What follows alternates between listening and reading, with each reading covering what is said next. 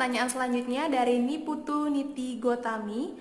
Apa yang harus diantisipasi jika akan menikah pada yang pacaran udah lama? Saya sendiri sejak tahun 2009. Pacarannya lama ya, jadi jangan lama-lama pacaran lah ya. Banyak kasus yang saya temukan. Selamat datang di Focus Solution Indonesia. Pada kesempatan kali ini, Bapak Made Swenten selaku founder dan juga master teacher di Focus Solution Indonesia akan menyampaikan dan menjawab pertanyaan-pertanyaan seputar persiapan sebelum menikah. Apa saja itu? Langsung saja kita mulai. Oke, pertanyaan pertama yaitu persiapan apa saja yang perlu dipersiapkan sebelum berumah tangga? Eh, Persiapannya sih sebetulnya banyak yang harus dipersiapkan ya. Yang pertama itu adalah life management, bagaimana bisa mengelola hidup dalam segala situasi yang akan dilalui setelah menikah nantinya ya. Nah, di life management ini yang pertama jelas yang harus dipersiapkan itu adalah kondisi fisik ya. Jadi kondisi fisik itu harus sehat, fit selalu dan lain sebagainya. Yang kedua yang harus disiapkan itu adalah emosi. Sekencang apapun godaan yang ada untuk marah misalnya ya, bagaimana pada saat anak marah menghadapinya dengan tidak marah gitu. Ini tidak mudah tetapi juga tidak sulit. Dan yang ketiga itu adalah secara mental ya, bagaimana berpikir secara jernih dan lain sebagainya. Dan yang tidak kalah pentingnya juga adalah kesiapan spiritual. Misalnya apa kesiapan spiritual itu? Seperti misalnya masalah kejujuran, masalah integritas ya, dan masalah-masalah yang lainnya lah. Karena yang namanya nantinya menikah, masalah cinta itu sebetulnya tidak hanya masalah duniawi tetapi juga adalah masalah spiritual. Nah, kalau dulu orang menikah itu karena dipaksa oleh orang tuanya untuk menikah dengan cara dijodohkan atau benar-benar dipaksa. Nah, sekarang ini kebanyakan para muda-mudi menikah itu karena terpaksa. Ya karena hamil duluan gitu. Nah, mestinya itu tidak boleh terjadi seperti hal yang seperti itu ya. Karena yang utama sebetulnya adalah kalau Anda mau menikah tidak berdasarkan umur, tetapi berdasarkan kesiapan. Kesiapan seperti apa? Ya kesiapan yang seperti tadi saya jelaskan gitu. Oke, pertanyaan kedua, mengapa kita harus mempersiapkan diri sebelum berumah tangga?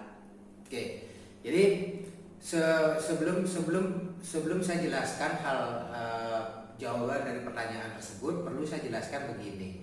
Katakanlah misalnya seperti sekarang, kalian itu kalau jadi remaja ya, sebelum memutuskan untuk pacaran aja, itu mesti dilakukan satu perjalanan yang cukup panjang dulu. Ya, yang pertama yang harus dilakukan yang mungkin awalnya itu adalah just a friend, hanya sekedar teman gitu ya. Setelah itu ada unsur ketertarikan, jangan langsung ke pacaran, jadilah good friend dulu ya. Saling membutuhkan itu muncul, saling memperhatikan itu sudah mulai muncul, baru tingkatkan menjadi best friend. Bisa curhat dan lain sebagainya, saling mengenal lebih dalam lagi dan sebagainya. Nah, kalau itu sudah dilakukan, baru bisa diputuskan untuk ke jenjang yang lebih serius, yaitu pacaran. Nah, pada saat kalian sudah memutuskan untuk pacaran, ya, dalam koridor mentalnya itu ada yang namanya siap patah hati, siap sakit hati. Karena apa? Bisa aja misalnya sudah melalui tahap-tahap yang kayak tadi ya, mulai dari just friend, friend, good friend ya. Setelah itu pacaran, bisa aja ada kendala-kendala tertentu di tengah perjalanan kalian pacaran bisa putus. Nah, pada saat putus itu pasti mengalami yang namanya sakit hati. Begitu kalian sakit hati karena putus pacaran, yang harus segera dilakukan itu adalah move on istilahnya. Ya, bangkit dan berlari lagi, meninggalkan kenangan masa lalu. Itu. Nah, ini cukup sulit untuk dilakukan.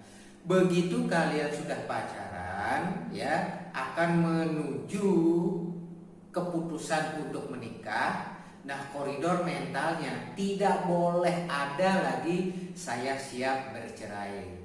Karena apa? Karena pernikahan itu kalau bisa dilakukan hanya sekali dan mautlah yang memisahkan. Nah, kenapa kesiapan itu penting sebelum menikah? Ya ibaratnya bangun rumah lah. Bangun rumah, kalau fondasinya itu tidak kuat, ya rumah itu tentunya akan menjadi rapuh. Sehingga fondasi dari rumah itu harus kuat. Demikian juga fondasi dari pernikahan itu juga harus kuat. Di samping tadi saya sebutkan sudah life management, financial management itu harus bagus, ya. Tidak melulu penghasilan harus besar, tetapi pengelolaannya ini harus bagus, ya. Sehingga sekalipun penghasilan kecil, ya, tetapi kalian bisa menabung nantinya, gitu, ya. Dan yang terakhir, persiapannya yang harus juga dilakukan itu adalah persiapan human relation namanya, ya. Bagaimana nantinya Anda bisa berinteraksi secara harmonis dengan pasangan, berinteraksi secara harmonis dengan keluarga pasangan dan lain sebagainya. Oke? Pertanyaan ketiga, apa kewajiban laki-laki sebagai suami dan apa kewajiban wanita sebagai istri? Kalau secara umum dikatakan bahwa kewajiban seorang suami itu adalah sebagai kepala rumah tangga dan kewajiban seorang perempuan itu adalah sebagai ibu rumah tangga. Itu betul, ya. Dan sebagai seorang laki-laki, kompetensi utama yang kalian harus miliki adalah kemampuan untuk menghasilkan uang yang sebanyak-banyaknya. Tentunya dengan cara yang tidak melanggar hukum, yang tidak melanggar etika. Nah, sehingga seorang laki-laki apalagi sudah menjadi suami, karirnya itu harus bagus. Dalam pekerjaan apapun, karir kalian itu harus bagus. Untuk apa? Supaya mampu menghasilkan uang yang sebanyak-banyaknya. Nah, di samping itu, sebagai seorang laki-laki, sebagai seorang suami, ya, yang dalam tanda petik adalah lelaki sejati, harus mampu menjadikan istrinya seorang ratu di rumah, termasuk dalam pergaulan sosial. Sedangkan sebagai seorang perempuan, ya, kompetensi utamanya itu adalah mampu mengelola rumah tangga dan mendidik anak. Ya. Nah, apakah seorang istri yang memiliki tuntutan atau kompetensi utamanya adalah mengelola rumah tangga dan mendidik anak tidak boleh bekerja? Harus bekerja, dan bila perlu karirnya juga yang setinggi-tingginya dan menghasilkan uang juga sebanyak-banyaknya. Untuk apa? Tidak hanya sekedar untuk membantu sang suami, tapi ada beberapa alasan. Yang pertama adalah supaya Anda itu tidak dilecehkan oleh orang lain, ya. Yang kedua adalah Anda harus tetap survive apapun yang terjadi dengan suami Anda. Apakah itu diambil oleh wanita lain, sakit yang tidak bisa berpenghasilan, atau bahkan diambil oleh Tuhan Yang Maha Esa. Nah, kalau hal-hal itu yang terjadi, Anda sebagai seorang istri harus tetap melanjutkan kehidupan, gitu. Dan seorang wanita dengan sebutan kalau di Bali itu adalah luh-luwih, ya, wanita yang luwih, yang mulia, ya, harus mampu menjadikan suaminya menjadi laki-laki yang terhormat di dalam lingkungan rumah tangga, termasuk dalam pergaulannya. Nah, menjadikan laki-lakinya itu terhormat termasuk juga melakukan dukungan penuh agar suaminya itu mampu berkarir sebaik-baiknya. Gitu. Oke, pertanyaan keempat, setelah berumah tangga, lebih baik tinggal dengan orang tua atau mandiri? Tergantung ya. Kalau keluarga laki-laki ya, saya sebutkan ya, keluarga laki-laki memiliki satu kedewasaan untuk menerima menantunya sebaik-baiknya, bahkan lebih baik dari anaknya sendiri ya, termasuk juga tidak secara emosional mencampuri kemandirian rumah tangga anaknya ya, maka silakan Anda tinggal satu rumah dengan mertua ya, karena nanti di sana itu akan terjadi saling menghormati, saling menerima, saling menyayangi, saling mencintai antara menantu dengan mertua, dengan pasangan, termasuk juga dengan keluarga-keluarga yang lainnya.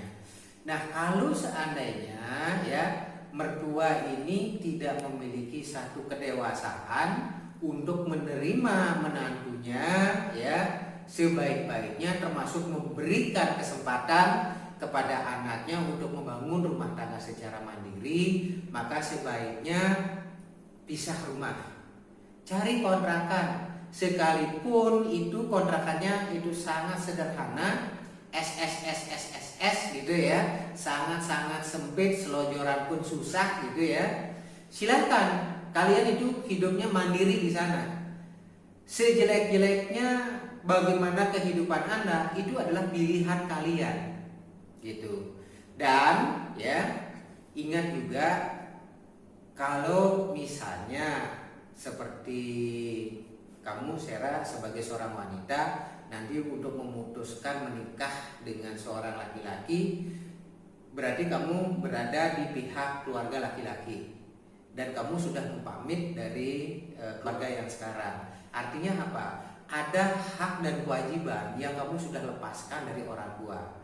Sehingga dengan demikian, maka yang menjadi prioritas perhatian kamu itu adalah suamimu. Karena ini adalah pilihanmu sendiri. Ya. Yang kedua, setelah suamimu adalah anakmu. Setelah anakmu, mertua. Setelah mertua baru orang tua. Gitu. Jadi jangan kebalik, gitu, jangan kebalik, gitu. Ya, sehingga dengan demikian artinya apa? Artinya kamu sebagai seorang wanita telah menghormati suami dan keluarganya. Pada saat kamu menghormati suami dan keluarganya, maka suamimu ini akan menyayangi kamu sepenuh hatinya. Oke, pertanyaan selanjutnya dari teman-teman di Instagram Focus Solution Indonesia. Pertanyaan pertama dari Susmita. Gimana sih caranya menghadapi budaya baru di keluarga pasangan yang tentunya berbeda dengan kebiasaan kita? Yang pertama ibaratnya gini, ibaratnya kamu tidak bisa akan menyeberang sungai begitu saja, pasti akan hanyut ya. Maka dari itu caranya adalah nyebrang sedikit demi sedikit, ikuti arusnya, ya lama-lama kamu bisa nyebrang ya. Sekalipun menurut kalian bahwa budaya atau nilai-nilai yang dianut di keluarga barumu itu, keluarga suamimu, adalah sangat bertentangan dengan kebiasaanmu yang lama, kamu tidak memiliki hak untuk merubahnya begitu saja. Karena itu sudah terjadi sekian lama, ya. Yang kamu bisa lakukan adalah menyesuaikan diri terlebih dahulu. Caranya gimana? Kalau kamu ingin dihormati, maka satu-satunya cara adalah hormatilah orang lain. Kalau kamu ingin diterima dengan baik, maka satu-satunya cara adalah terima orang lain apa adanya, gitu ya. Dan seperti apapun itu kebiasaan, kebudayaan, nilai-nilai yang dianut oleh keluarga barumu, pertama kamu harus menghormatinya, sehingga dengan demikian nantinya kamu dihormati. Kecuali misalnya budaya atau nilai-nilai yang dianut oleh keluarga ini adalah benar-benar menyimpang dari norma-norma yang berlaku umum.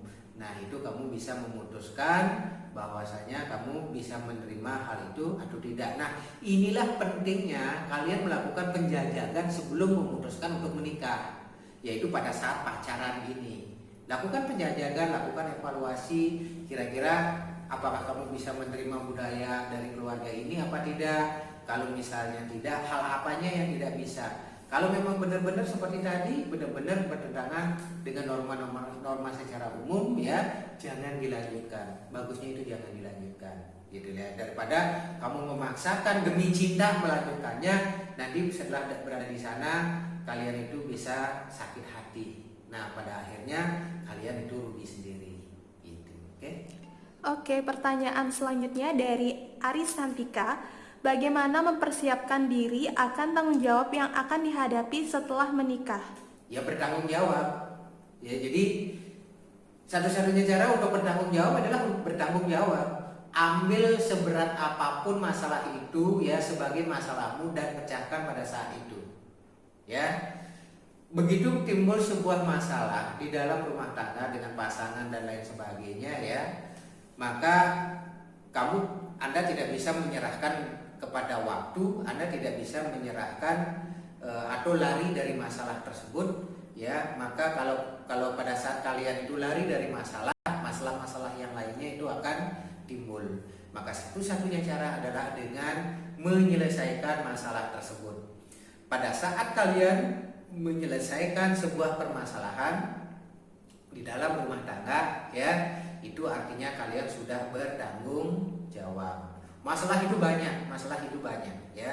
Apakah masalah dengan istri, harapan-harapan, keinginan, termasuk masalah-masalah yang tadi itu seperti kebiasaan ya, masalah ekonomi, masalah dengan mertua, masalah dengan ipar, dengan tetangga, dengan anak dan sebagainya. Banyak sekali masalah-masalah.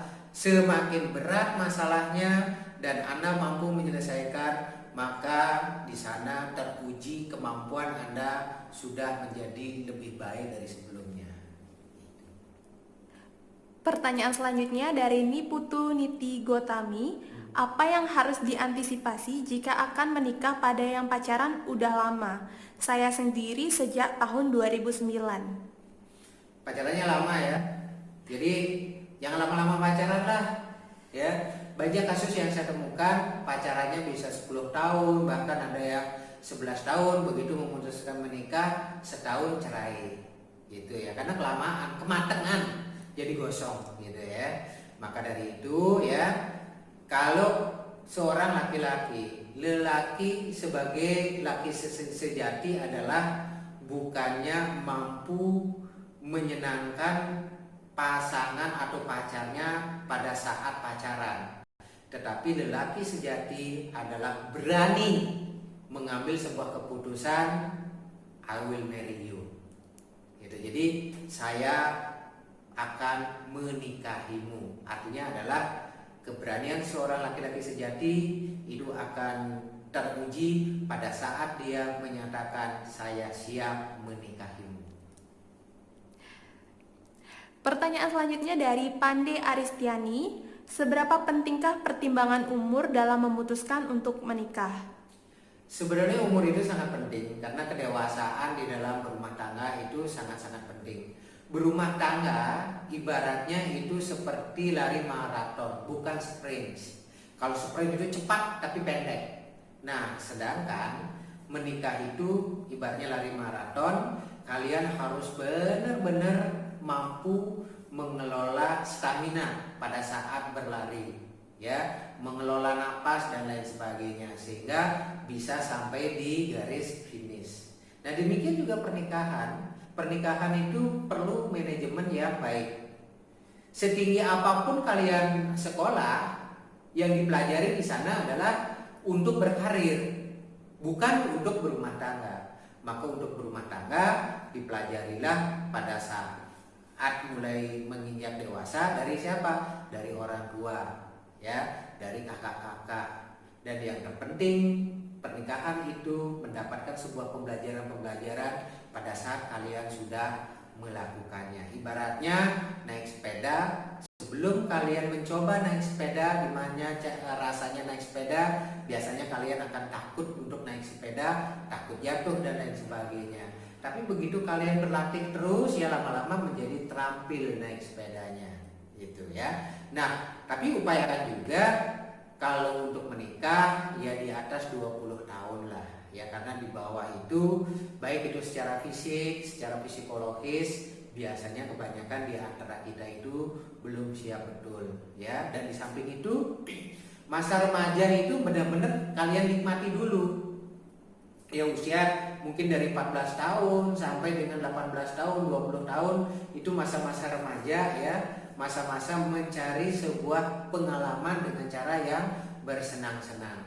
Jangan itu dilewatkan, karena itu juga merupakan fondasi. Karena kalau misalnya kalian tidak pernah merasakan yang namanya senang, bahagia ya, pada akhirnya begitu menikah ya, kadang-kadang hal itu terbawa gitu ya. Begitu menanggapi satu masalah, maka kalian menghadapinya dengan cara emosional, bukan dengan cara yang menyenangkan gitu. Oke? Tapi jangan juga terlalu tua untuk menikah ya. Anggap aja beginilah, kalau seorang laki-laki ya, rata-rata sekarang pensiun itu di umur 56 tahun kan. Rata-rata kalau perusahaan swasta, bahkan kalau pegawai negeri ada yang 56, 57, bahkan ada yang sampai di atas 60 tahun untuk menikahnya. Nah, kalau kalian untuk yang mengincar dari pegawai swasta rata-rata 56 tahun ya. Nah, sekarang 56 tahun dikurangi anak kalian itu bisa mandiri, kira-kira umurnya berapa nih? Katakanlah misalnya umurnya di 25 tahun ya, 55 tahun dikurangi 25 tahun jadi berapa tuh? 30 tahun ya. Sehingga maksimum kalian menikah adalah 30 tahun. Kalau itu pun kalian memiliki anak cuma satu. Artinya begini, pada saat kalian pensiun, anak-anak kalian itu sudah tamat kuliah semua, sudah mampu mandiri. Jangan sampai begitu kalian mencapai usia pensiun, anak-anak masih kecil.